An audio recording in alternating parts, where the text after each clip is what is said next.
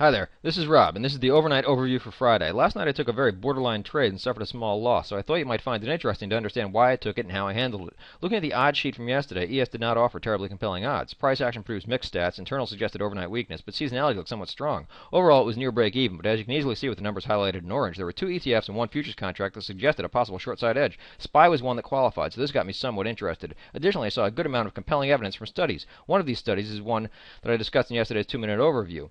The Edge Finder also identified two studies, and I ran one that looked at big moves before employment days that I shared in the trading room. That also supported the idea of an overnight move lower. So evidence was borderline, but between the four studies and the fact that SPY, QQQ, and YM also had decent downside odds, I decided it was worth taking a stab overnight at a short trade. Before doing that, I reviewed some statistics in the trading room regarding overnight trades on employment days. Specifically, I looked at the possibility of exiting prior to the 8:30 a.m. employment release. I showed three potential strategies to explain how I plan to approach my trade management. I showed results of overnight edges triggers since 2005 that have occurred prior to an employment day.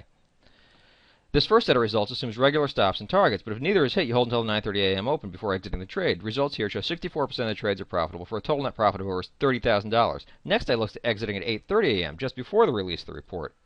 Here you see the percent profit drop slightly, but net profits were much, much lower, coming in only at 17,000, so holding through the report seemed a much better option. The last set of results I showed assume you took profits at 8:30 if you had them. If you didn't have them, you held until either your stop or target was hit or until 9:30 open. We see here that the percent profit will improve substantially, and despite getting out early and missing potential gains, the net profits were only mildly lower. This seemed like the best course of action for me, and it was the plan I indicated I would use in the trading room. So looking at last night's action, you can see after it was all said and done, I ended up with a mild 2.5% loss, 2.5 point loss.